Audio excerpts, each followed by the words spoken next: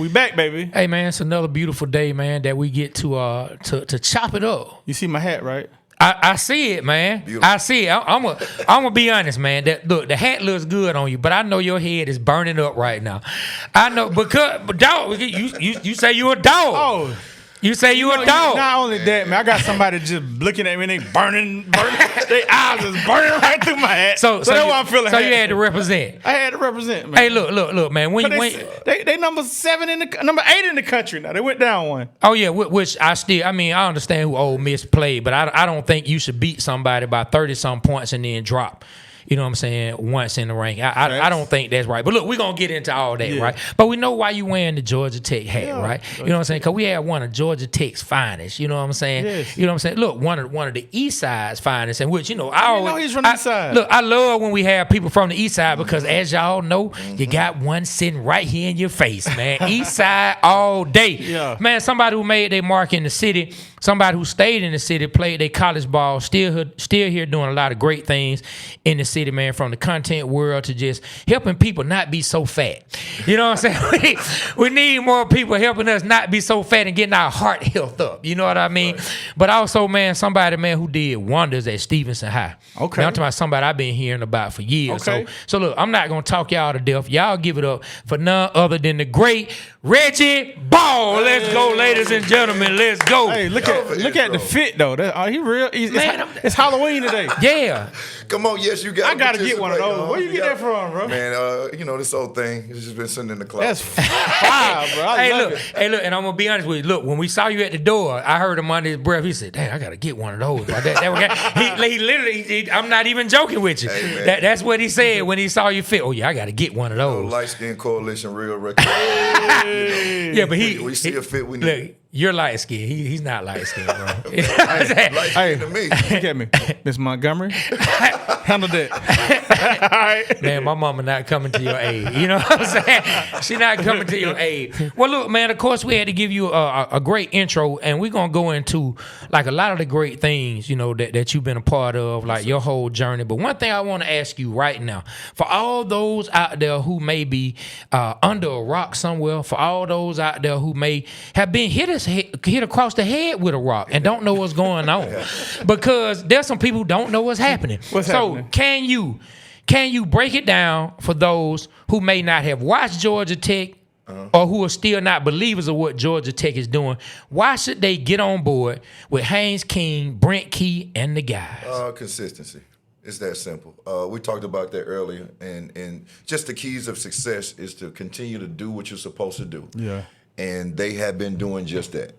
This isn't just a new flingy type of thing or a fluke type of thing with Georgia Tech. Haynes King has proven to be a winner. He's doing it week in, week out.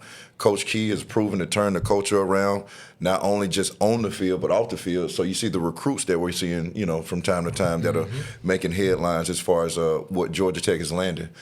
It's no accident, man. We're getting NFL caliber recruits now to where guys are actually going off and doing some successful things in the NFL. Not to say we never have, but, you know, it was up and down for us for a little bit. And you know, Georgia Tech was not viewed as the traditional powerhouse or a factory for the NFL. Yeah. But we got that back now. So you should be paying attention to what the Yellow Jackson is. I think y'all going to get some good recruits because of this season. For sure. Now, how we let so many people outside of this city, I still don't understand. I think because of academics, it's hard. It's a hard school to go to. Let me tell you something. Quote unquote. I don't know. Look, man, I had one. I hosted one recruit. Okay. So I'm 100%. Can y'all know who that recruit was? Who? Calvin Johnson. Calvin Johnson. All right then. If you give somebody, Rich be known. If you have me host somebody, in this city, they ain't leaving. They not leaving. Hey, listen. And we got stories to tell, maybe, you know, later on. For later on. hey, look, Coach Key. Hey, man, get these folks over to the Ball Effect now. He gonna make it happen for y'all. Now, of course, my guy Doug, you know, he ain't with that. He like, nah, we need them to go up to the single G. Hold on. Let me say this. I'm gonna keep it 100. Like, I'm Georgia everything. Okay. Atlanta everything. Anything in the state, I'm rooting for. All right. So back in the day, you know, I grew up to Herschel Walker. So I like Herschel Walker. You know, they won a championship. So I was Georgia. Then they hit a spell where they were sorry. Right. Then Tech was good. Right. So I adopted this. Right. Whoever, when Georgia and Georgia Tech are playing, whoever has the higher ranking, that's who I'm gonna go for. But ever since then, Georgia Tech just sucked ass. I ain't mad at that. and so now they're getting back good. So I'm like, I may have to go back to that train of thinking. Now, I ain't mad at that, man. All right. Georgia's wins, and it's hard. Even if you're talking about, let's say, when you're young and you're coming up and you're growing up in Georgia, you're gonna go with the winning team. I'm not mad at that. Yeah. And we did have a dry spell for a long time. Sure. Let me tell y'all something, and I might. This might be the first the first podcast that I say this on. Okay, let's hear it. I was a Georgia fan growing up. Oh. I love Quincy Carter. Oh. I love Garrison Hurst. I loved Kirby Smart. Not Kirby. Yeah, Kirby Smart. He was playing safety at the time. Champ Bailey and Boss Bailey, those are like family to me. You know what I'm saying? Wow. So when it comes to Georgia, the state of Georgia, man, we all know the Georgia Bulldogs. We all know Georgia Tech. And, of course, we lean towards the team that won the most, which was UGA at the time. You know what I'm saying? Of course, they still doing that thing, and you can't do nothing. If you're a player about it, you're going to tip the cap. You're going to pay respect. You're going to pay homage. They just won 2 national championships. So if you're a fan of them and you're from Georgia, shit, I don't blame you. Yeah. But what we're trying to do, what we are doing right now, and what Brent Key is doing right now, is letting everybody know, hey, man, we play football in Atlanta too. And this is the real capital of Georgia, so we're trying to do something with it. Man, well, you know, a lot of people, that's one of the main comments we get. Whenever we have a post about Georgia, people say, hey, man, Georgia not even in Atlanta. Man, you know y'all need to make them kick rock. Georgia Tech is in Atlanta. One thing that me and Trey and Doug noticed, man, when we go to the games, what more pretty background do you have than the city of Atlanta right there in the stadium? Oh, especially a night game. Yeah. Oh, man, you beat me to it. It's crazy. So somebody asked me, because last week we just beat Syracuse, handled business, and everybody was showing the backdrop. It wasn't a cloud in the sky. Beautiful day. And somebody asked me, man, how did you love it? I said, boy, you got to see this at night. Man, a Thursday night, a Saturday night game. I had quite a few night games. Yeah. Man, ain't nothing like it. Who was at a night game, weren't we? Yeah, so we went to a night game last year. I can't remember who they were playing. We got invited out by Ryan Cameron. Shout out to Ryan Cameron, man. The OG. Shout out to Ryan Cameron. Shout out to Ryan. Ryan invited us out, and we were out there. And so, like, the student section was going crazy, and I'm looking around, and I turned to him. I said, hey, man.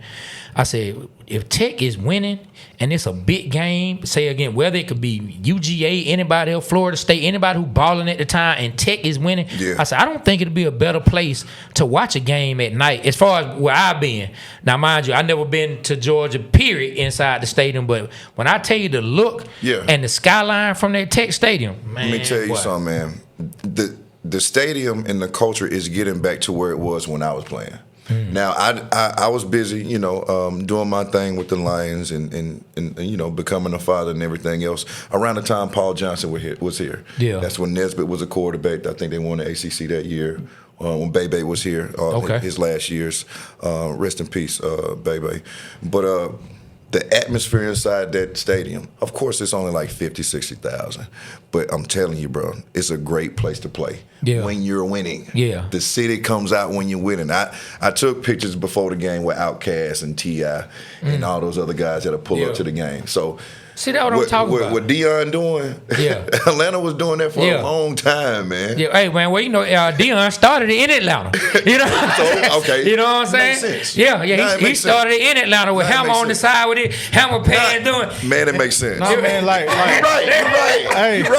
you're right, because him and Hammer rolled together. Yeah. Hey, at 92, man, like 90 through 90, like 89 through 92, when Jerry Glanville came and Deion, like they had some crazy people on the side. They had Evander Holyfield, they had Travis Trent, they had Hammer, like, so it's been started like that. Yeah. So Atlanta been started that trend. Oh yeah. Okay, cool. Oh yeah, man. So look, I really think that I think Tech got the right guy in their coach Brent Key. Like from the first time I heard him speak, I was just like, man, he making me a believer. He got a tough. He just like when he talks, you can tell he's a tough guy, but you can tell he holds people accountable. Oh, for sure. And that's what I like about him. Do you remember you corrected me?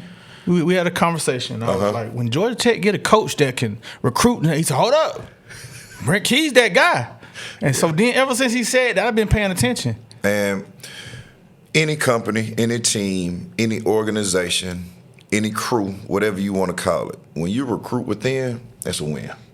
He played there. I think he is from here, if I'm not mistaken. I don't know exactly where he's from. Can you look it up? But I know he played. He was he definitely an offensive lineman. Now, when you recruit within, it's a win. Like any scenario, I think any college coach, any university will want a head coach that actually put in work at that place. Yeah. Now, of course, you got coaches that are just great, that are just geniuses and everything like that. But those are far and few in between. But when you recruit within, there's an instant spark that happens because, hey, man, this is one of us. I know he cares. I ain't got to guess. I ain't got to worry about the salary. I ain't got to worry about the incentives or anything like that. He put in work on his field. I know he's going to give his all. You know? And the coaches, like you said, they truly understand. They understand what the rivalry means. They understand what those type of games see what I'm saying? And they can relay that to the players. Invested interest. You know what I'm saying? Hey, the more the merrier. Birmingham, Alabama. Oh hell, I ain't too far. I thought Doug did it because Kirby played at Georgia. I thought he was on that. But hey, same thing. Look, same thing. Same thing. 100%. Georgia could not get over the hump until they recruited within.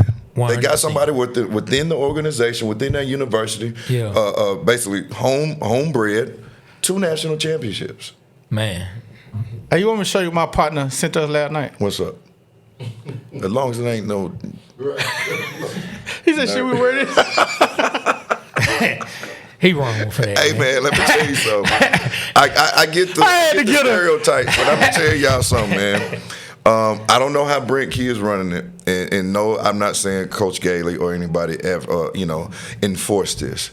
But at Tech, it was always academics first, and football second. You looking at me, right? Yeah. Academics first, and football is second. So I'm an athlete. You know what I mean? I went to school to play ball. Yeah. I know some things now, but that shirt wouldn't fit me. Hey, well, look. This is something I want to talk about. We started to talk about it before we even jumped on the pod, and I said, no, save it. We got to get on the mic and say this. All right. Earlier, you brought up Quincy. You brought up, what I'm saying, what he meant to you growing up on the east side. I mean, we know what Quincy meant to the city of Atlanta, but especially those who grew up on the east side. And then, in turn, years later, I know there were some kids who looking up to you the same way, what you did, man. So, speak on that. How was it, growing up? How was it seeing Quincy and what he did on the east side? If you could just speak on what that meant to you and the effect that Quincy Carter and what he did at Southwest DeKalb had on you as a kid from the east side. He set the standard, for quarterbacks. It wasn't a lot of real legitimate quarterbacks on the east side at the time. There were athletes that played quarterback, but there weren't quarterbacks.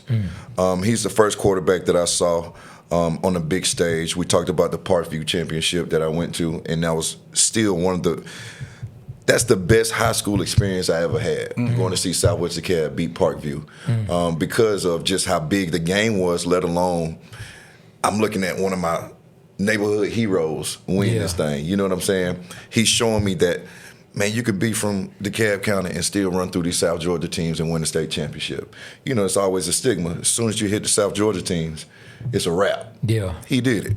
Yeah. So seeing somebody do it before you it's a great experience. It's like unlocking something in your head. Like, okay, I don't think I could do it. I know I can do it now. So seeing him go on to Georgia, and I think he became one of the first black quarterbacks to start for Dallas Cowboys.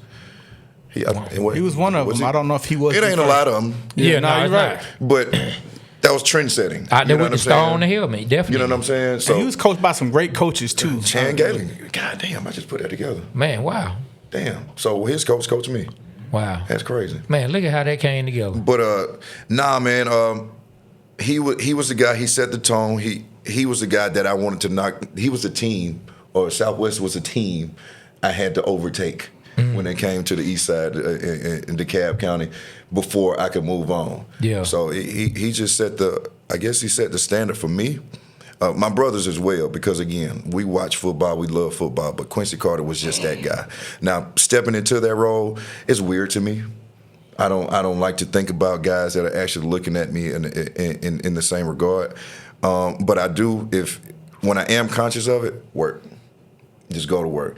If somebody watching you, let these people see you working your ass off. Let these people see you looking the right way, talking the right way, dressing the right way, just doing everything the right way. And I know that's how I got into Tech because Chan Gailey raved about how I carried myself off the field. On the field is everything. You know what I mean? You got to perform. But he was thoroughly impressed with how I carry myself off the field. And, you know, I think that's huge just to set the example for everybody watching. Love that. Hey, so when you was coming out of high school, did UGA recruit you? Yeah, Rob Gardner, that's his name. Old coach. I don't know if he's still down there. But he flat out told me, hey, man, we're looking at you as an athlete. You know what I mean? As an athlete, not as a DB, quarterback? wide receiver, anything like that. No. That's. I took it offense to it then, and I shouldn't have, because man, look at me. I'm 5'11". Back then, if you wasn't 6'4", you were not a quarterback. Yeah. Period. No, you're right. So when I walked into a room, hey man, what you DB running back? No, I'm going to the quarterback line. So you can't be offended if somebody tells you, hey, we'd love to have you, but we got to have you here. It's a compliment that them people want you on the field. Nick Saban told me the same thing to myself in his office. He loved me. Reggie, I love you. But I got this 6'4" guy. Sorry about that. I got this 6'4" guy named Jamarcus Russell, who is already committed to us, and he will be playing quarterback. We'll give you a shot, but he will be playing quarterback. Michigan wanted me as a cornerback. Auburn was the last team other than Tech that was on the bigger scale, I guess the Power 5 at the time, that were legitimately going to give me a shot to be a starting quarterback. So it was either between them or Tech, and Terry Price did not call me back. Damn, Terry. And I still to this day hang it over his head because rest in peace to Coach Kempson. He had some family ties with my coaching staff at Stevenson. But I was waiting on Auburn to call me one more time, and I was going to commit. Wow. And I ended up going 2-0. You have it here, first on the Waterboyz. Hey. He said he ended up going 2-0 against them. Shout out to Keo Spikes. I know that'll make you feel real good, OG. That dude still look like he can run through a wall. Ran into him last week, man. One of the guys I used to work out with my dad, another guy that set the tone on how to conduct yourself and how to work. So huge shout out to Keo Spikes, Carlos Edmonds, Terrence Trammell, these Olympians and professional athletes I came up around, bro. They were legitimate workers, and they showed me the way. So huge shout out to the boys. So another question I want to ask you: the mentality of you being a 5'11" guy and everybody 6 foot that's being successful at quarterback. What made you think that you could make it as a quarterback in college and as a pro? A little off. And you have to be. You have to be almost insane with a lot of your goals if they're lofty enough. And if your goals aren't having people around you question your sanity, then they probably aren't big enough. You know what I'm saying? I had a female friend back in the day. I used to date her, but she's more so a friend. But her brother used to be on me about, boy, you are not going to start. And my dad bet me a motorcycle if I was to get a D1 scholarship at quarterback. So the brother lost a bet, and my dad still owes me a bike to this day. Well, I mean, I can understand why he didn't get you the bike, but he said, son, if you ever come up with a motorcycle, I will be the first to slash the tires. I understand why, though. You know what I mean? But I used to love him, but he can get you one now. Nah, I'm good. I'm smarter. You know, I told you I was off. You know what I mean? So, nah, I'm good. No, but like you say, you do have to be a little bit delusional, and in a good way. We were talking to a guy, it's this hat company. What was it? It was Crown Global. Remember they gave us some hats last year. They gave us the Atlanta hats, and I went to the guy's house to get the hats, and he said, hey man, what made y'all think to do a podcast, man? And I said, because I'm just crazy enough to believe that I can make this shit happen. Is that something? Now those were my exact words to him. He said, man, I like that. Nobody gonna believe you. Yeah, no, nobody's gonna believe anything until it happens. We talk about Nav. We had Morgan Burnett on the broken play not too long ago. This is before the season. We said, hey, man, watch out for Haynes King. Me and Morgan said, watch out for Haynes King in Tech this year. If they beat Clemson and they start off 3-0, watch out. Nav laughed his ass off. And look at he had a great laugh. Yeah. Fast forward to the day. What he saying now? Man, that fullback need to be up for Heisman. Because he called him a fullback. Wait, no Nav. When I watch y'all show Nav, boy, he always got some crazy. Man, shout out to Nav Green, Yeah. man. The whole broken play crew. Nav is one of a kind. So last year, man, when Georgia was playing Georgia Tech, man, I was like, yeah, we're going to whoop Tech's ass, you know? Yeah. And so Y'all typically it was an like to say that. eye-opener, man. it was an eye-opener. That's when Haynes was put on my map. And I was like, who is this dude and why can't we stop him? With a depleted team at that. So we had a few key injuries. I didn't mean to cut you off. No, go ahead. No. Few key injuries. That game is always about who wants it more. And you know rivalries. You know what I mean? They both wanted it more. I ain't gonna lie. That was old-fashioned hate. That lived up to the name. And I don't know if there were many games like that I can remember. Even when I played, we didn't have battles like that going back and forth with 8 overtimes. And we had some key battles. 8 overtimes. I had like 2 opportunities for game-winning drives versus Georgia. Fell short, clearly. You know what I mean? But I've never seen games like that between those 2 teams. Of course, everybody was alerted by Tech last year. But again, ain't nobody going to believe it until they see it. So people are starting to believe more and more the more we win. But nah, man, hey, you know they suspended that ref too, right? From last year. He was the ref too? Yes. He ref. Not only did that ref, they suspended from that Georgia-Auburn game this year. He ref the Georgia-Auburn game this year and robbed Auburn. Hold on. What happened? They scored that touchdown. They only played 59 yards? They scored that touchdown. And then the ensuing drive, they were aided by 8 penalties. Okay, if they would have got that touchdown, they still would have lost. Give me my points. You got the point of been 23-20. Give me my points. I'm still yelling. You right. Give me that. We scored the other way. Well, we never know how it happens. Yeah. Never, All right. never, We never. know. Whatever. I see what room I'm in. Whatever. But the other game, no other game. Look, Mario got your back, Tom. I got you. All right, appreciate it, boy. But the other game he refed was the Ohio State Clemson game where they called that incomplete pass with a fumble, Yeah. incomplete pass. Yeah. He refed that game too. So 3 huge games. What about the game when Alabama had the incomplete pass and they called it complete? I'm not sure. Oh, okay. But I know those 3 games for sure. That Tech game, the Auburn game this year, and the Ohio State and Clemson game when they had the controversial first drive. He was involved in all 3 of those games. Man, but him and that old NBA ref must be partners. What's the NBA ref that got suspended? Tim down here. And they're sitting so good right now. God, they sitting so good. When did he get suspended? That was a while ago. He got banned from the league or something, didn't he? That was a while ago. Donahue was a while ago. Yeah, he got banned from the league. I'll find out after the show what he did. I don't even know, bro. So look, let's get into even more of your journey. You down at the Flats. You know what I'm saying? Did you? Am I correct? Was ACC Freshman of the Year that year? ACC Freshman of the Year. People don't remember that summer. We had I think 15 to 18 players suspended. Yeah. So coming into there, you're talking about Anthony Hargrove, Tony Hollins. There were 2 key contributors at wide receiver as well that were suspended, but it was a handful of guys that got suspended, academics or something like that. Yeah. So we were predicted to win 2 games. I was not predicted to be the quarterback. Remember, we still had AJ Suggs from McKeachern. Shout out to AJ, and we had Bilbo who was showing signs. remember Bilbo. What was his first flashes. name? Demarius Bilbo. He's a big time agent right now. Shout out to Bilbo. Okay. But they were supposed to be competing for that spot. So how did you sneak in and just take the spot, man? That man worked my ass off. I told you I was off. I just He believed. said he was off. Yeah. And a true story that I later found out after my tenure at Tech.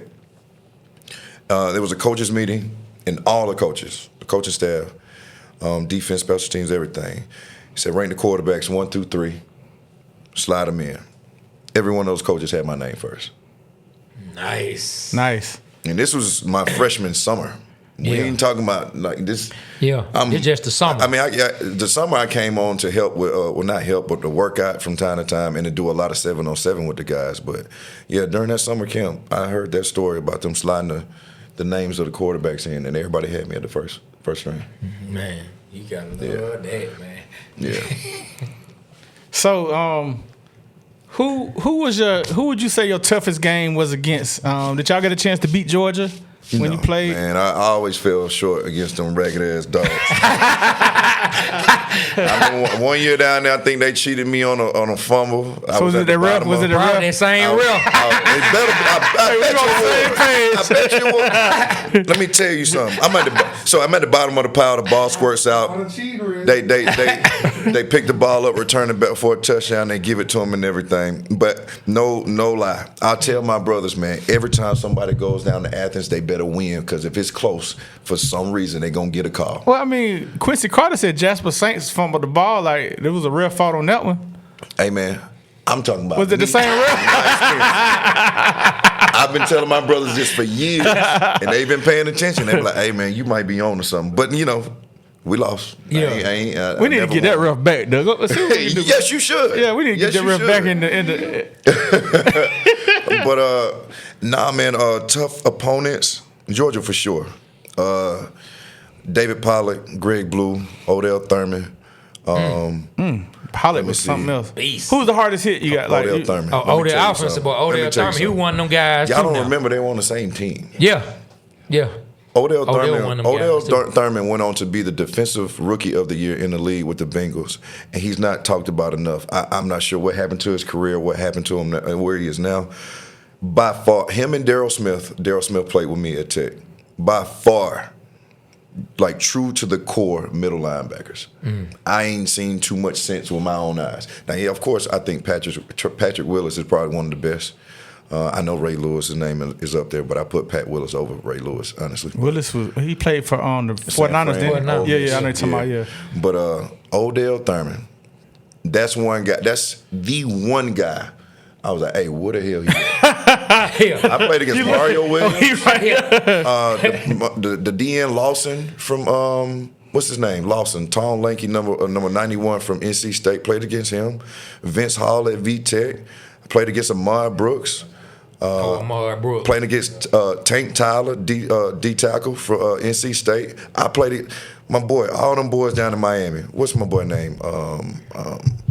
You talking about Villman, them guys? Not Villman. DJ Williams was number 17. DJ Williams was he was a 6'4" middle linebacker that scared the shit out of me the first time I saw him with that mirror visor on. Who was your linebacker? Was Brookin? No, he was before me. My linebackers were Kearon Fox, who was Ather Brown was there at the time. Darryl Smith, I mentioned him before. Darryl Smith, did he go on to play for the Jags? Hall. Oh, Darryl Smith, yeah, he played for the Jags. He played in the league for like 15 years. Yeah, I remember him with the Jags. Yeah. I forget the rest of them. Y'all forgive me. I'm man. sorry. I cut you off though. What's up? What you talking about? You was going tough opponents. Yeah. Georgia up there. I ain't gonna lie to you. That's the only game to where I really like. All right, man. This is the one. You feel me? Because a crosstown rival, everybody get up for the Georgia Tech game. And a lot of my friends are all Georgia fans. Craig Lumpkin went to Georgia. TJ Gartrell went to Georgia. I'm like, how the hell y'all break up the trio? Y'all supposed to be at Tech with me. You know what I'm saying? But now Georgia was the toughest just because of just the home. You at home. You know what I mean? Everybody else, of course I cared about winning at VTech and Clemson and everywhere else, but it was just the extra. Trying to get that one. You trying to tear them hedges up. You know what I mean? So look, we talked to Kofi Smith. Mm-hmm. Kofi Smith played in the mid-90s. Okay. And he was safety for Tech. Mm-hmm. We talked to him before the homecoming game because we actually did a live podcast episode. Y'all make sure y'all check that out. We did it with the College of Design, their alumni picnic before the game. And he talked about how they hadn't beat Georgia in I want to say 7 or 8 years. Yeah. And with Joe Hamilton as the quarterback, they beat Georgia. He talked about how they ripped them hedges up. He said he still got a piece of hedge. Oh, I believe him. I believe him. He got it framed up, and that's what you're supposed to do. So shout out to them boys for getting it done. Man. Ain't many framed out though. You say what? Oh, it's quite a few now. It's quite a few. If you want to go down in history now, they don't want some games down there. That's one of the things that I wish I could have got done. Just beating them boys and completing that. I think I had two, like I said before, 2 potential game-winning drives that I fell short on. But hell, man, look, man. a player tips his cap when it's due. Yeah, nah. Yeah. That's a program. That's a blue blood of college football. Hell Yeah. I wanted to beat the hell out of them. Yeah. But I just fell short. Yeah. All right, so your prediction from this year's game at the Benz, what do you see? Beat NC State.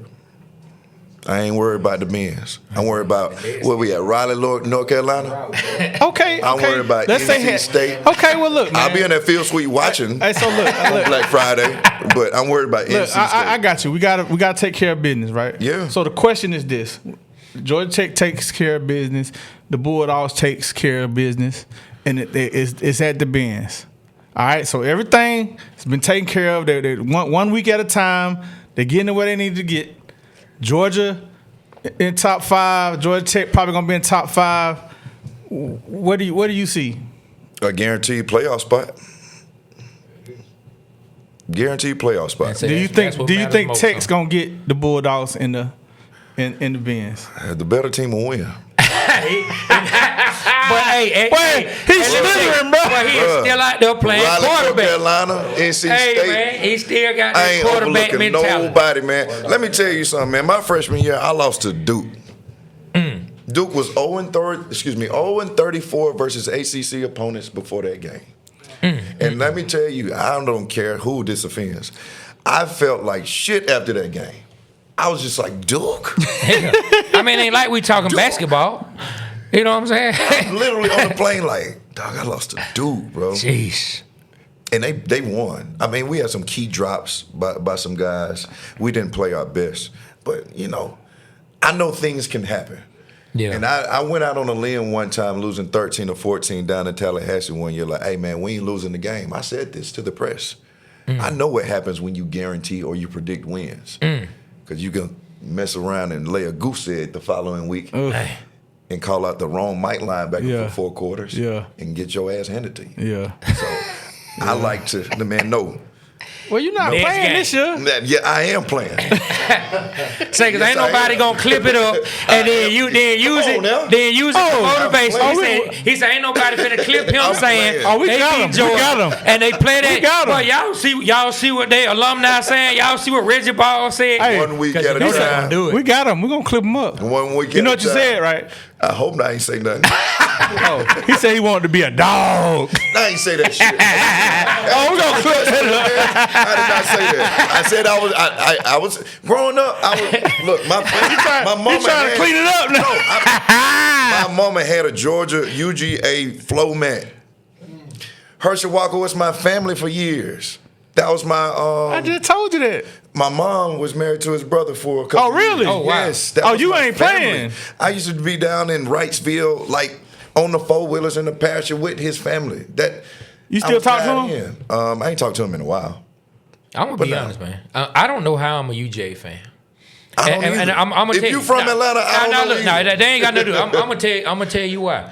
My dad had this infatuation with Herschel Walker when I was a kid. I get it. And he used to be like, Herschel do 1,000 push-ups a day. You need to do 1,000 push-ups a day. And literally before I go to sleep, standing over me, forcing me to do push-ups. You got a 20? Forcing me to do sit-ups. And in my mind, I'm like, this ninja is crazy. I don't even know who this Herschel Walker guy is you speak of. He's the running back for Georgia. Whoever he is, I hate him. Yeah. You know what I'm saying? So I don't even know how I ended up being the fact that this man literally, now not that I'm all fat and out of shape, I wish I would have listened to him back then. You know what I'm saying? Get on that Herschel plan, man. You know what I'm saying? I could have got on that Herschel plan.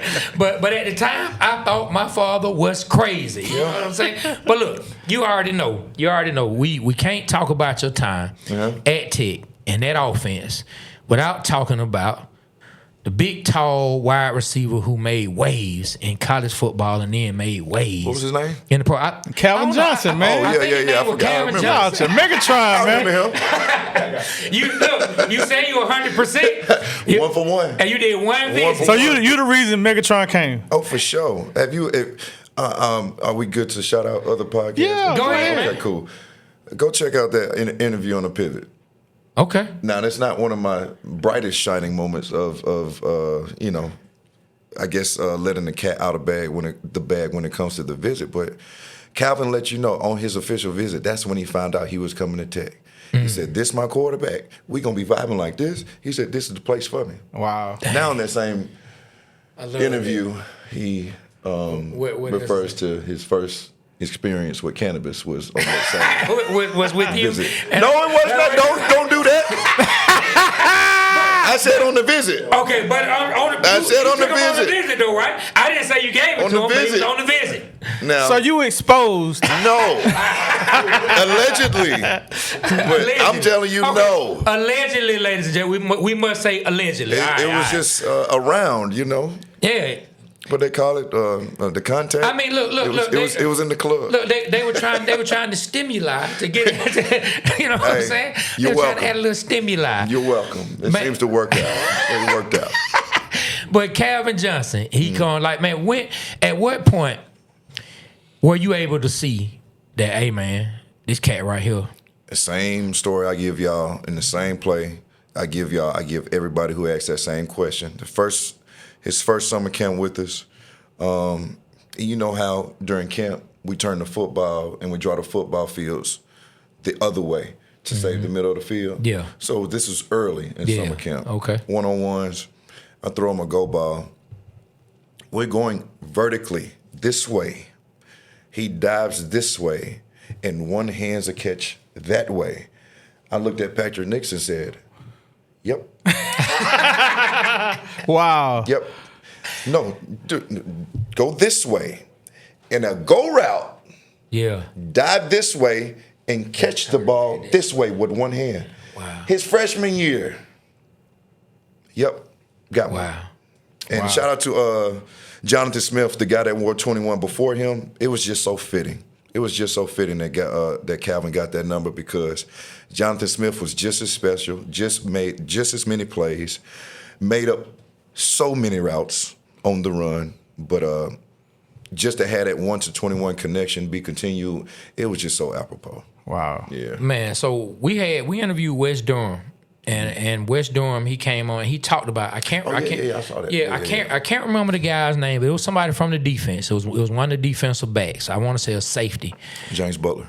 James I Butler. told you I'm watching. Yeah, James Butler. Hey, look, we appreciate you, man. Supporting the content. You know what I'm saying? I got to dash you up on that. on, man. Hey, Trey, I ain't playing. go ahead and finish. I got someone. Now, Wes Durham, he talked about how he was talking to James Butler, and he asked him, hey, so what you think about the old freshman? And Sadie said, he's the best player on the football team. And Sadie said, well, summer just started. Sadie said, He's the best player. Hey, come on, bro. He's the best player on It the wasn't football hard to see team. for nobody, man. Yeah. When you literally instantly stepping on the field with the stature, and then when you get into drills and positional drills and groups and stuff like that, when you see him move with the fluidity that he's moving with, Calvin was the first of his kind. I know Julio is soon after him, and we got 6'4", 6'5" receivers doing that right now, but nobody was doing that like Calvin. Randy Moss, he was way more elusive than Randy Moss. I know Randy Moss is fast, Very. but in and out of routes, Yeah. Calvin did that. You know what I'm saying? So I think Calvin definitely set the trend for all of these guys and what they're doing outside as far as like playing the position of wide receiver. The big ones at least. So we was at the homecoming last week. We walking, and we were trying to do some Hunger AF trivia.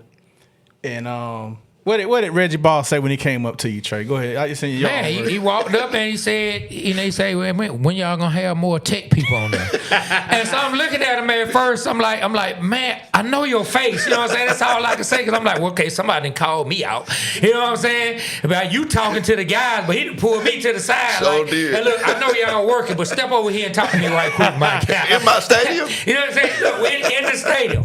And I said, and once we exchanged names and everything, I said, hey, let's make it happen. And he instantly said he would come on the show. And then something great that happened right after that. Another gentleman walked up and said, hey, man, I'm a fan of the show. I just want y'all to know I'm a fan of the show. I said, hey, man, what's your name? Because I like when people walk up to us, either one of us, I like to ask their name to let them know that I'm taking this to heart. come on, You know I what I'm got saying? you. I'm not I got just, you. it's not just a pass-by interaction. Absolutely. I'm thankful that you watch our content. Yeah, so yeah, I said, I said, what's your name? He said, man, Jonathan Dwyer. I'm like, oh. Good. I'm like, what's said, up, come man? on. And Good. I said, you're a running back. He said, yeah, man. I said, hey, you gonna come on the show? Yeah, man, y'all better get these tech people in here, man. You know what I'm saying? And he told me coaching. He said, look, I'm coaching. let the season get over with because I'm busy with this high school football. Yeah, KO still. I can't remember the name. I think that's the school he said. He said, look, we in season right now. We just had a big win yesterday. He said, when the season is over with, I can come through either in late December or I come through in January. Shout out to Dwyer, man. Yeah. Yeah, He was after me, but hell of a player to watch. Another one, number 21.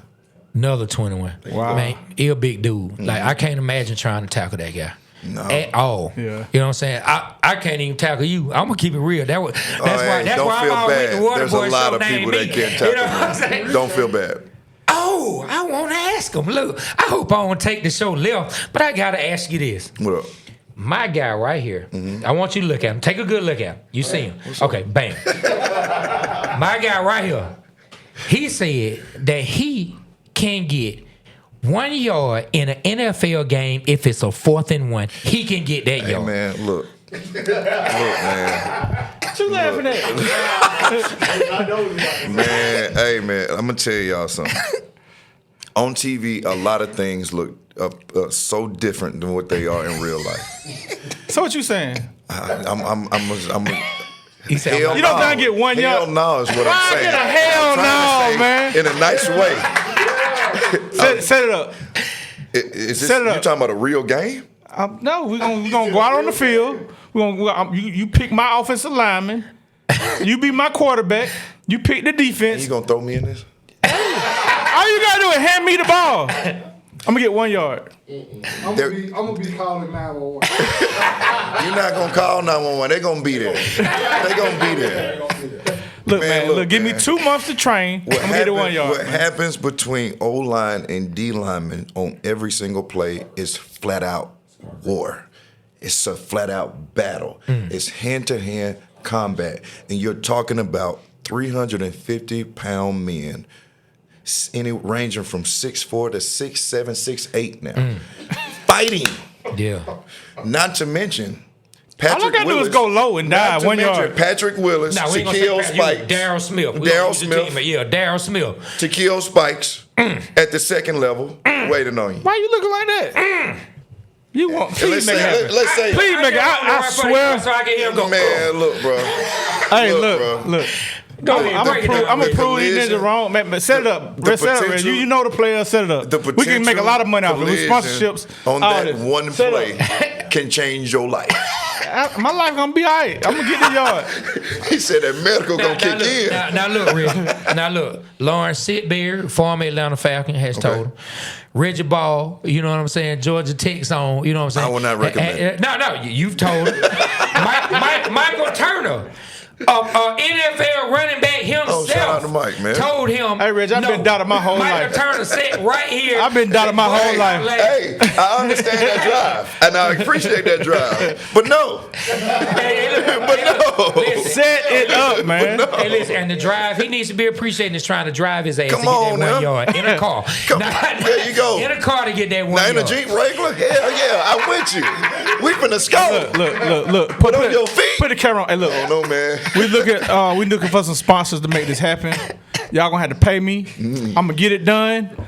All bets on me. Prize Picks put it on me. I'm gonna do it. I'm gonna get that 1 yard. More or less Give me on 4 that prize. chances. I'm trying to tell you. Hey, 4 look, chances. So look, I'm gonna just let you know. You know what we need to do it. We need to do it right under one of those great billboards in the city that Grady has that say I wouldn't be here without Grady. I rebuke that. Well, That's they not got gonna the happen. field right there now. They got the field. Grady got that field right there. At the end of the day, Do it right under one of those signs. Bro, all I gotta so do you is be ready to be hey, safe. look, Call it angels in the outfield. I'm not finna go head to head. I'm going low, and I'm gonna die for my 1 yard. Man, I've seen so many. I'ma get plans. it. Say, go ahead, Rick. I've Say seen that. so many. Reg, I'm gonna get my yard, bro. So many ideas. So many positive. Man, I'm okay. So let me ask you: you think you can get 1 yard right now? I'm not doing that right now. He said, "I'm not doing that right now." Crazy because you know Man, I'm 20 years removed from the game, man. Hey, look, let me ask you this. Look, he took us out. He took us left. Yeah. Everybody, Reggie gonna set up the 1 yard. We gotta pick a date. Give me 2 months of training. We're gonna set up. We need. I'm gonna make a GoFundMe. We need y'all to pay us and get it done. GoFundMe. All right, so Reggie. Yeah. Well, before and after. We'll do it at halftime in one of these playoff Yeah, games. that's perfect. We'll do it. Halftime in one of these playoff games. Perfect. We're going viral, baby. So check it out.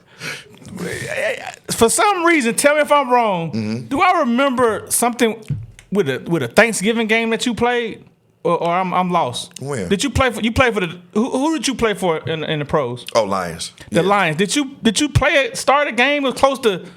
Did you play it? Stay hurt. Man, that's when I found out. That's when I started to appreciate the other athletes on the football field other than quarterback. I was spoiled. Who was all the quarterbacks when you played? On the Lions? Yeah. Kurt Kittner. Okay. Orlowski.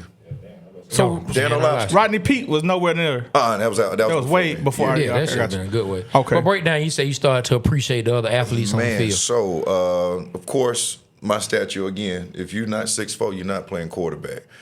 Immediately let me know. Hey man, we're gonna try you out, special teams, wide receiver, but you're getting a shot. Cool, killing it, doing great. Tore my quad first year. Immediately placed on the practice squad, R for like half the season, but still around the facility working, getting things done. The second year, doing great again. Special teams quarterback, surprising a lot of people. Because, making that transition, they don't really bank on you doing it. They just like, hey, this is a camp body. Yeah. You know what I'm saying? Yeah. So I'm opening eyes, signing contracts, doing what I'm supposed to do. They were so, I'm not going to say disgusted, but they were so unrattled about the position of quarterback at the time. They said, hey, you can still throw the ball. Of course they playing with me. I'm like, hell yeah. Yeah. Next week, we're finna start getting some reps. Coach Sean Jefferson, my wide receiver coach at the time, excited as hell. So it was the Friday before that first preseason game. We go out to practice. The pack and go drill. Yeah. So I'm running the pack and go for the wide receivers. And Ernie Sims, Anthony Cannon, Boss Bailey at the time, defense is on the other side of the field. They see me throw the ball, they go berserks. The whole defense like, hell yeah, ball finna get in, ball finna play quarterback, blase. That same practice, one-on-one drills, tore my ACL. Damn. You talking about depression? Killed me. So what? You was like super excited and just cut wrong? One-on-one drill. I was going against a guy. I think his name was Ike. He was from VTech. I was running the dig route, one-on-one, man-on-man. This is straight one-on-ones. Pressed me off the line a little bit. Had to cut my route short about 2 or 3 yards because it's man, and we got to compensate for time in the battle at the line. I go to plant off that outside foot. Damn. Now, you know what, so I want to stay here for a quick second and just talking to you. You seem like a person that, mentally, you seem mentally strong, at least, and you seem like to have a good perspective. But you said the key word, you talking about depression, let's just break us through what it was like breaking through that time and how you felt in those particular moments and how you got past that. That's a story in itself. Remember when I came out of Tech, I was suspended for my last game. Why? Academically suspended. Okay, all right. Damn. Messing around, keeping football second. Yeah. And not academics first, what I did earlier. Only going to 2 classes, messed around, missed an assignment in 1 class. The teacher wouldn't accept it, and it turned a grade to a B to a D. So it was just as simple as that. Coming in through the back door to the league, found my my NFL invite to the pro day under a stack of mail at Tech. So I got a late notice on that. So I wasn't really preparing for that. I was down in Mardi Gras having the time of my life. Catching them bees. But a couple weeks into it, me and my dad were alerted by a guy who saw my name online. You know what I mean? That I was invited to the combine. So getting ready for that. Luckily signed with the Lions, but that next year when I came back in the best shape of my life because I understood what a wide receiver needed to do on every play. I understood what an R4, R5, and an R3 needs to do on kickoff. I understand what gunners got to go through on punch, and they work. So I respected my craft. I got ready. So when I got hurt, I was crushed. Crushed. Immediately went into a shell. I remember the exact conversation I had with my dad. I called him. I couldn't talk. I was crying so hard. Dang. He said, "God damn." That's all we could say. That was a conversation. Yeah. So just going from just the ups and downs of leaving Tech, signing, hurt, getting ready, then hurt again, it was tough. Yeah. It was tough. And then, the only silver lining is that, you get a season-ending injury, you get paid for that year. Yeah. But I didn't enjoy that money. Something you told me that was really like touching was like, it go to show you like you being here, you're likable. Like I like you, you know what I'm saying? But the fact that you said when they saw you had a chance to come play, that they got excited for you. Like it seemed like you had that type of ability to rally the team. Like I'm pretty sure it was like that at Tech. You say you got Calvin Johnson to come, so like you got a good vibe, man. So like I really wish I could have seen how it would have gone for you in the pros. Yeah, man. I mean, it's a reason for the season, Holmes. And I ain't gonna lie to you. I'm looking back on it. I'm glad I went through the path that I did, cause ain't no telling what Reggie Ball would have been I see if the I was smirk on your quarterback in Detroit. Let me tell you something. Detroit had the best strip clubs at the time. Hey, he definitely a real Atlanta ninja, bro. Hey, they had the best strip clubs at the time. So, and I'm doing that as a practice squad member. Shout out to Miz the Monster. Come on, man. What's the Sting, Pantheon, the Cheetahs Gentlemen's Club, All Stars was going crazy back then.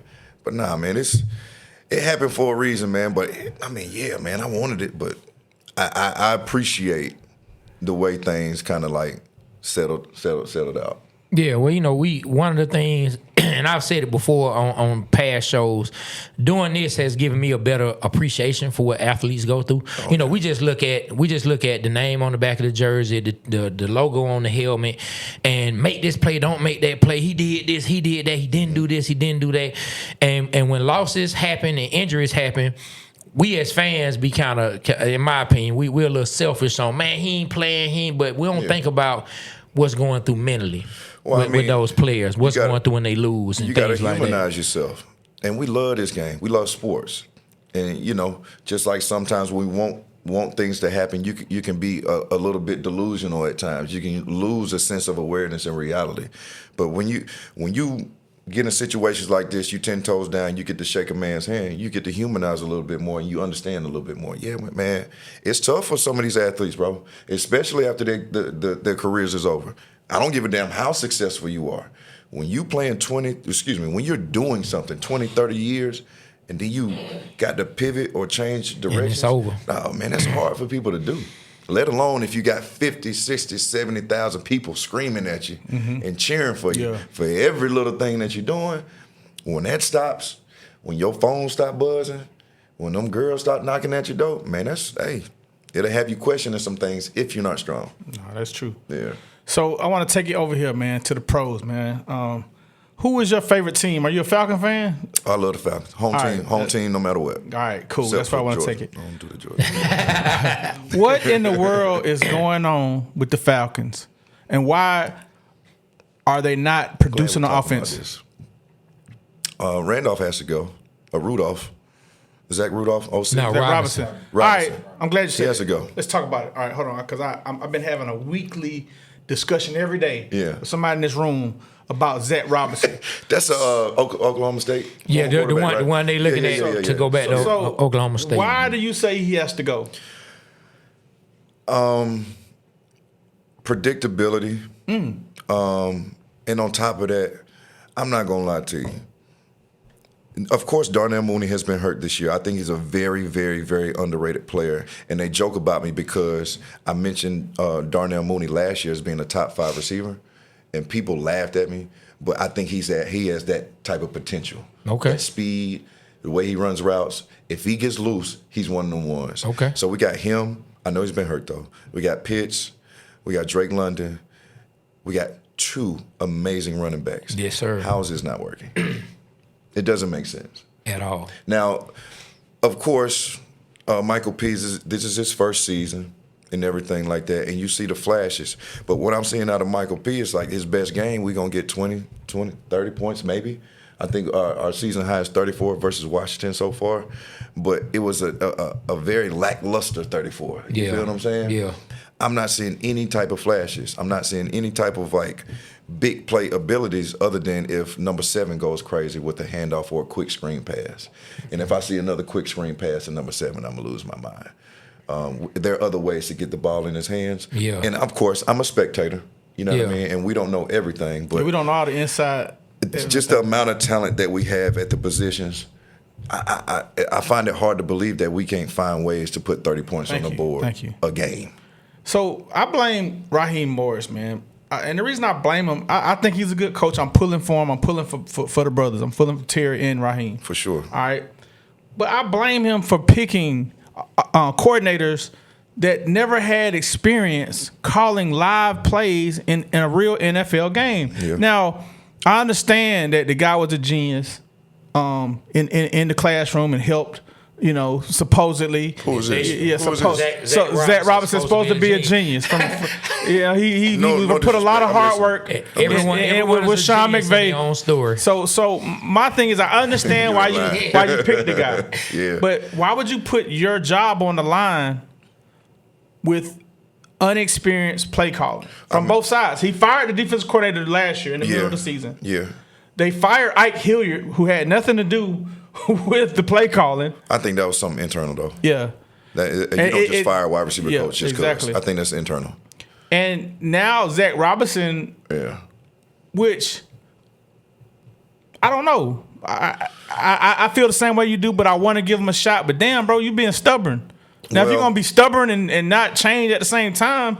But this goes back to, you know, when you have an undeniable belief in something, you're going to be delusional at times, and everybody ain't going to understand. He believes in that guy. He believes in his guy, and he believes he can get it done. That's why he picked him. I don't think there's any other reason why he would pick him. Yeah. You know, we all have relationships as well. You know what I mean? So I'm not sure what exactly. A buddy system? It's a buddy system everywhere. Don't.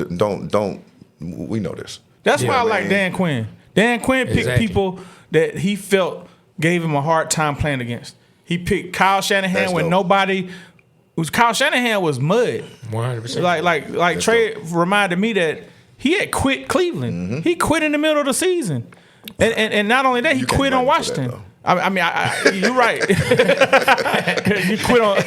Yeah, he was like, you know what? I'm out of here. So I'm going to Detroit to these strip clubs that Reggie was talking about, and it's close. That's a good one. That's what he did. Man, I'm telling you. But as I was saying, like Dan Quinn picked people he played against that was tough. Man, this guy gave me a hard time. I want him as my thing. I don't understand. I don't understand it, bro. And I think you're right. You talk about Dan Quinn, that's a vet. Dan Quinn has seen decades of football. Raheem Morris is, I'm not saying he's new on the scene, but he's been around. But again, I think when you go from a positional coach to a coordinator coach to a head coach, those are 3 different mindsets. Mm-hmm. You know what I'm saying?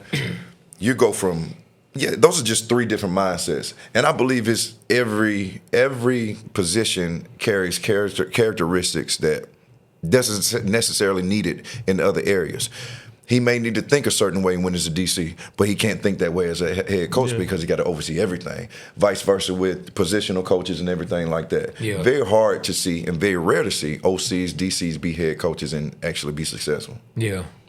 Shanahan. Will the Atlanta Falcons turn around this year? I hope so. It's going to be hard. We got New England this week. Yep. And another tough one right after that. Got the coach right after in Indianapolis. In Germany.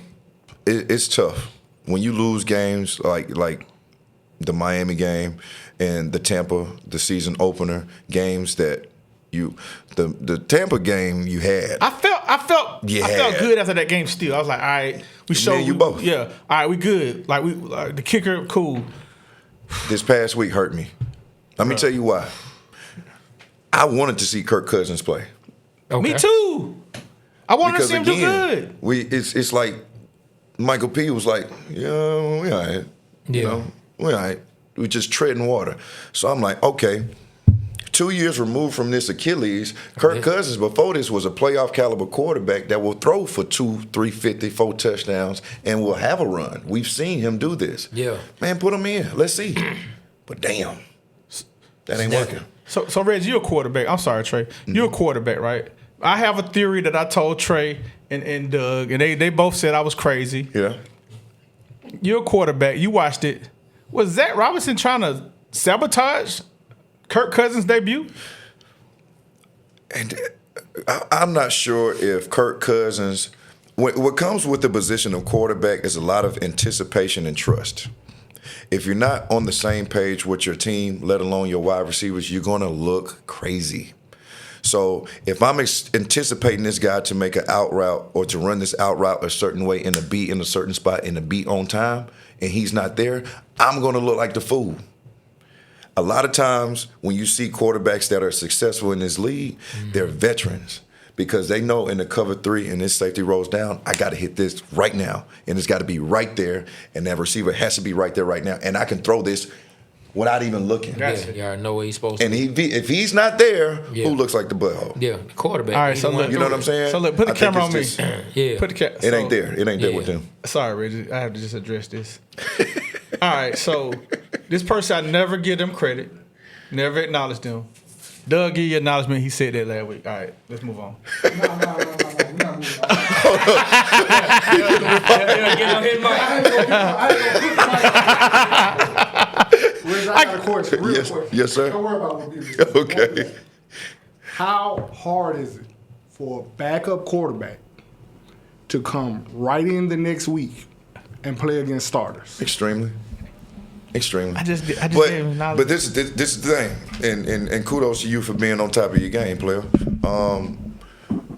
The reason why I wanted him to, I'll show you the thread where I text my brothers and Nav. Man, it's time for Kurt to come back in the game.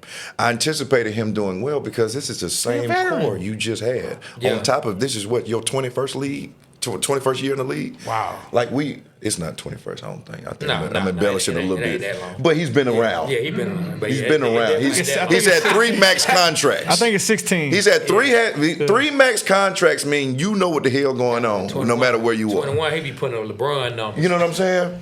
And he might get it. You know he might. He might get it. I thought Kurt and the team could look a lot better on offense. I mean, I'm talking about better than they did. I'm not saying relation to him. You're missing your starter. Yeah, Drake London was wasn't out. Who all they pulled off the bench last week because everybody was hurt. So it's like it was a lot of inconsistency. And of course, me and you spoke about the offensive line. Yeah, the offensive line wasn't good at all. But I'm gonna be honest with you, man. This is just my opinion. I hope I'm wrong, but if Zach Robinson and Kirk Cousins got to be playing, hey man, y'all might as well just go ahead and get me the next season. Yeah. Go ahead and get me the next season. Get them tickets for the low. Go and have a good time in the club section. Hey man, let me tell you something. You done checked out on us? If the Falcons get beat down by the Patriots, These and next the 2 weeks Colts, are big. Then These the next week 2 after weeks are that'll be the big. trash bowl. Okay, hold on. The Falcons and the Saints will be the trash bowl. It'll be fun The though. garbage game. It'll be It's fun. always gonna be fun. Gonna be drunk in the trash. So, Trey, You know what I'm saying? Are we gonna win this week? Are we gonna beat the Patriots this week? Yes. You asked me, do I think we're gonna beat the Patriots this week? Are we going In to New beat the England? Patriots in New I England? just wanna make sure that's what you're Are the asking. Atlanta Falcons gonna beat the New England Patriots this week? Man, I'm staying positive and saying, yeah, no. Come on, bro. You know, I don't anticipate us getting a win. We gonna win. I Reggie, we don't. gonna win. I don't Hey, anticipate look, us getting a win. we need all of us in the room to come together. Now, Okay, listen, cool. I'll do that. Now, listen. We gonna win. I'm gonna say this. I can do that for the day. I'm a team player. Yeah. We will win. Hey, look, I'm gonna say this. I want us to win, but I know what that coach. I mean, I've seen him in Tennessee, and even though it didn't end the way it started, I saw what he represents and what he brings to a team. Vrabel, like I know what his team is gonna So come do in you there think we being should- like. do you think I the think Falcons- that team's gonna come in, be tough, gonna be disciplined. Man, that team, dog, they lighten up the scoreboard and they playing good defense. Like and the Falcons so inconsistent. I don't know what to expect out of our Falcons. Like, I really don't know what to expect. I wish I knew they were gonna either be good or they were just gonna be trash. That part. I don't know what team is gonna show up. But you say they're consistently inconsistent. That's my saying Ain't for that them. They crazy? are consistently inconsistent. With the Patriots, if you go back, you watch the broken play where our co-host was Nav Green. I anticipated the Patriots being a breakout team. Why? All right, then. Recruiting within.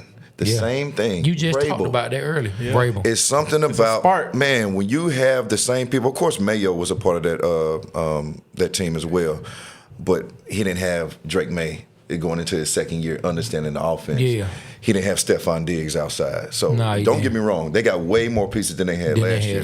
Yeah. But I anticipated this out of the Patriots because one, the organization knows how to win and they do what they're supposed to do to win. Yeah. And two, man, I ain't seen the Patriots lose in a long time. They're not going to be in the cellar of the league for long. Yeah. Nah, some organizations just seem to be losing organizations and some seem to be winning. It's funny how it works like that, but that's how it is in real life. Some people just find a way to continually be successful no matter what they go through, and some people seem to find a way to snatch defeat from the jaws of victory. I'm glad you said that. Like, so this is a typical falconing.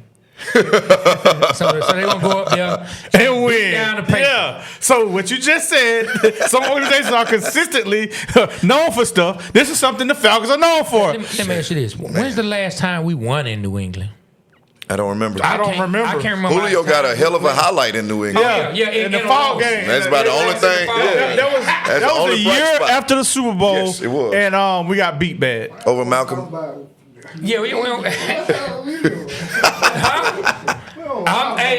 Now we ain't gotta get into New England themselves. Hey, look, I'm gonna say this, and this is my last thing I'm gonna say.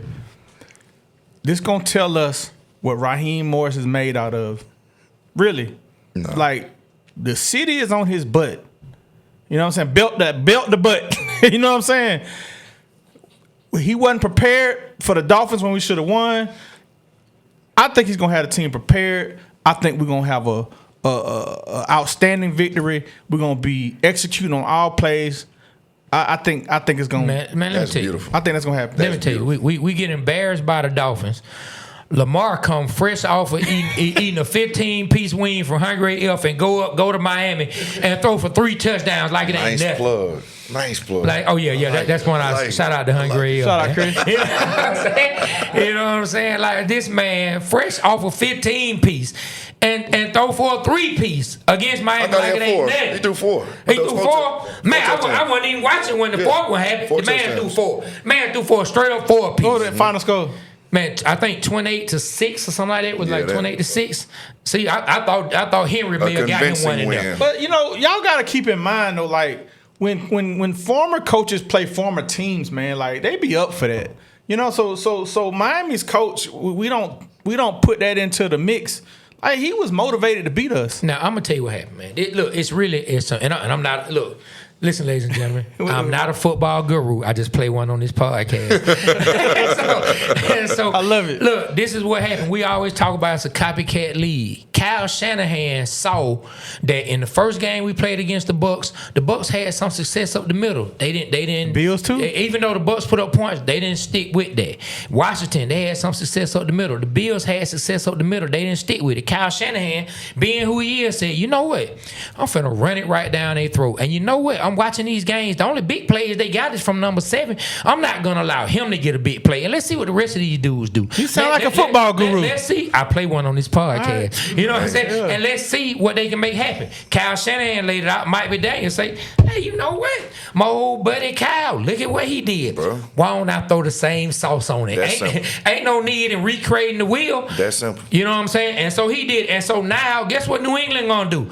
We're gonna man y'all behinds up because I don't think you got anybody that's gonna get behind us. Maybe Mooney. Other than that, because y'all clearly not gonna stay consistent throwing the ball to Pitts when you got him a matchup. You're gonna keep trying to force it to Bajan on the same type of plays each time.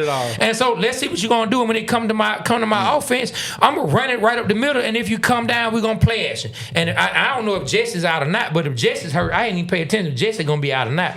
But if Jess is out, then you lose more someone who can actually cover more field back there. I mean, you're gonna have Hellem's gonna come in, and if Hellem's come in, I think Hellem's has showed some promise, but he can't cover Bates. the field like Bates He gonna do. Bates. Now I'm gonna tell you one thing. Bates been out of position a lot this year though. Now I'm gonna tell you one thing. I mean, well, you know, sometimes he may gamble. So he want to end the game. He want to make the play.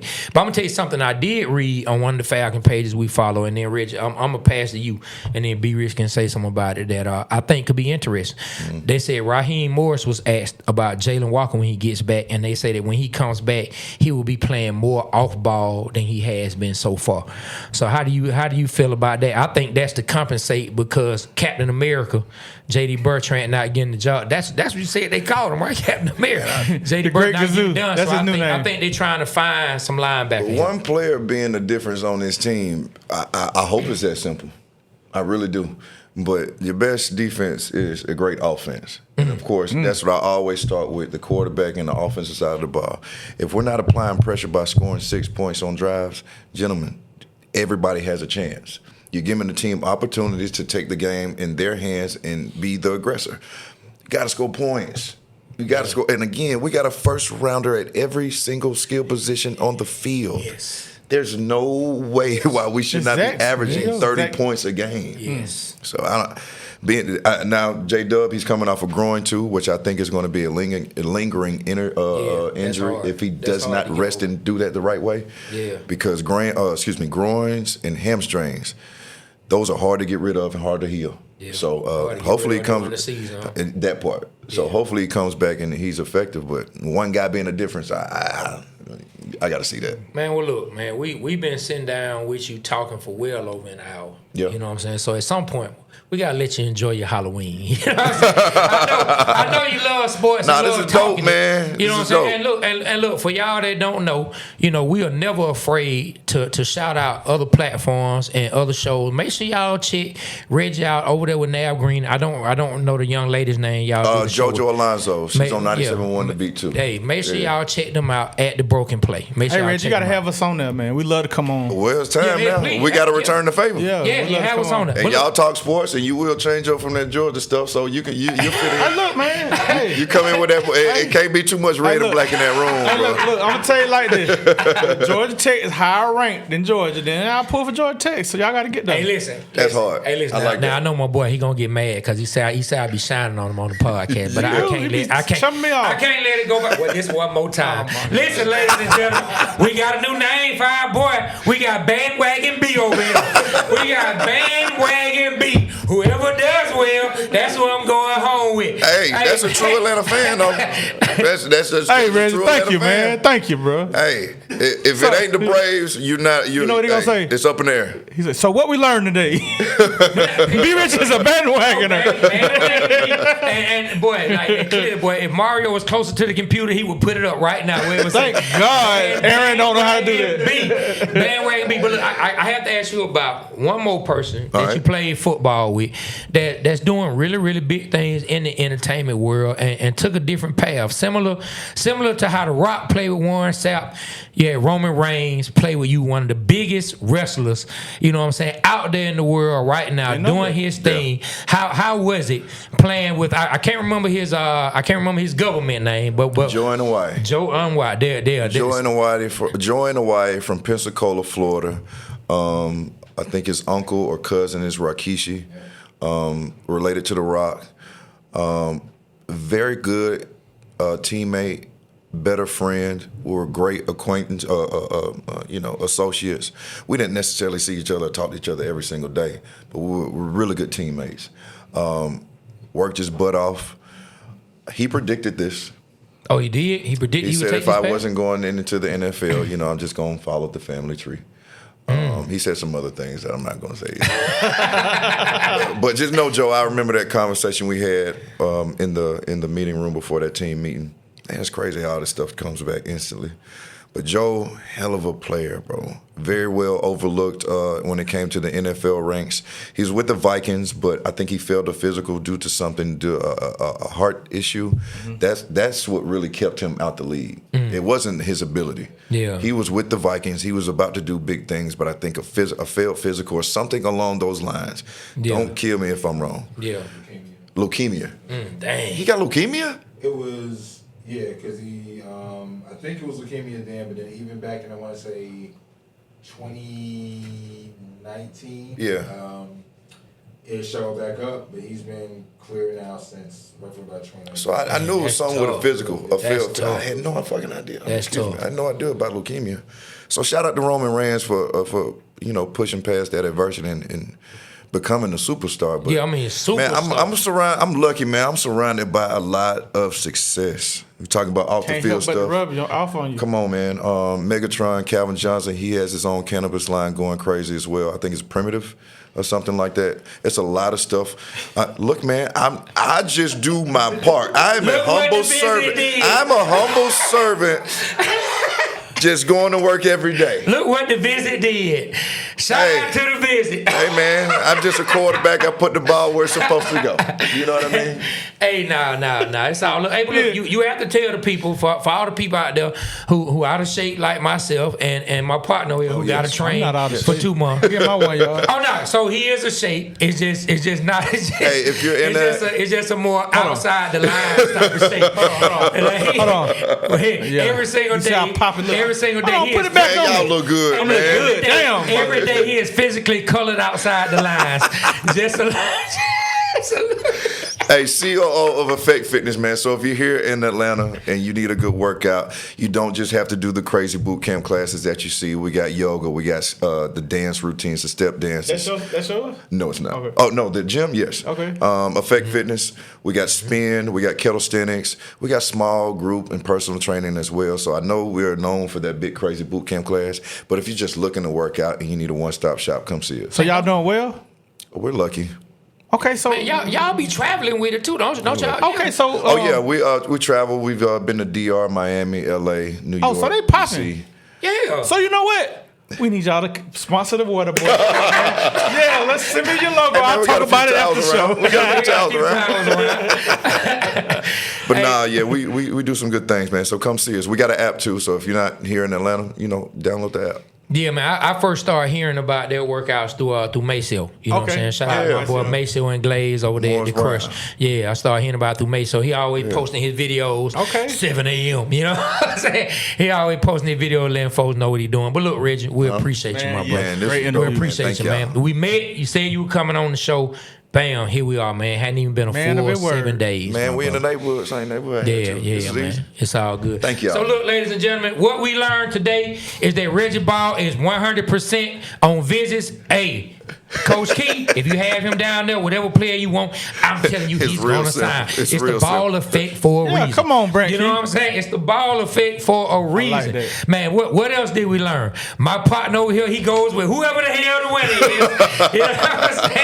You know what I'm saying? Bandwagon B. Bandwagon B. Sound like business to me. You know what I'm saying? Hey, man. And look, and what we also learned is the Waterboyz Show and Broken Play, man, they the podcast that's taking over the game, all right? And we're going to be, same way they networking with us, we're going to network with them. Right. So look, we're going to get on up out of here like we always say. Atlanta, we represent Atlanta because Atlanta represents us. On behalf of myself, Trey, my partner, B-Rich, we got the great Reggie Ball in the building. Thank y'all, man. Well, you all good, my brother. It's all good. We got Aaron, Whoa, Pittman, Super Mario, and of course, and Doug. You know what I'm saying? what's up. The Waterboyz Show, we are out.